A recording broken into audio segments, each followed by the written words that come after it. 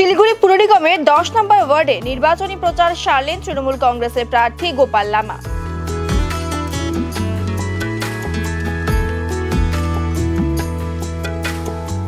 বৃহস্পতিবার শিলিগুড়ি 10 নম্বর ওয়ার্ডে প্রচারে বের হন দার্জিলিং লোকসভা কেন্দ্রের তৃণমূল কংগ্রেস প্রার্থী গোপাল লামা। তার সঙ্গে ছিলেন দার্জিলিং জেলা তৃণমূল কংগ্রেসের সভানেত্রী পাপিয়া ঘোষ।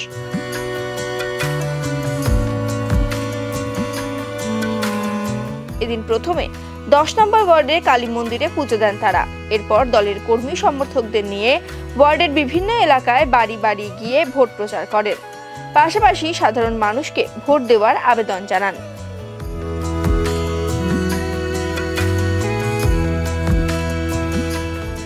আজকে 10 নম্বর ওয়ার্ড প্রথমে আমরা মা কালীমাই মন্দিরে পূজা অর্চনা প্রত্যেক দিন মতোই, তারপরে আমাদের এই মাকালপল্লী সম্পূর্ণ 10 নম্বর ওয়ার্ডে আদর্শপল্লী সব ঘুরে ঘুরে ডোর টু ডোর করলাম।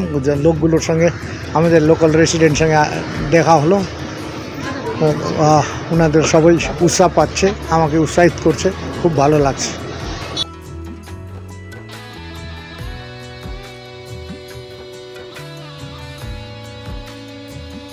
আজকে আমরা সকালবেলা থেকে 10 নম্বর ওয়ার্ডে রয়েছি। মায়ের মন্দিরে পুজো দিয়ে আমরা ওয়ার্ডের প্রায় প্রত্যেকটা বাড়িতে বাড়িতে, পুরো ওয়ার্ড না পারলেও কিছুটা তো আমরা ডোর টু ডোর করেছি। দোকানপাটগুলোতেও আমরা গেছি।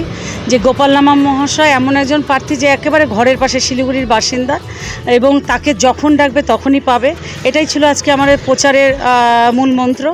এবং মানুষের মধ্যে অভূতপূর্ব একটা সাড়া পেয়েছি। শহর থেকে গ্রাম প্রত্যেকটা বুথে আমরা যতটা সম্ভব যাওয়ার চেষ্টা করছি। মানুষ কিন্তু নেতৃত্ব দিচ্ছে, মানুষ চাইছে এবার কোনো ট্যুরিস্ট এমপি নয়, এবার নিজের যে শহরের একজন মানুষকে যাতে আমরা লোকসভায় পাঠাতে পারি, সেই মতো করে মানুষ এগিয়ে এসছে।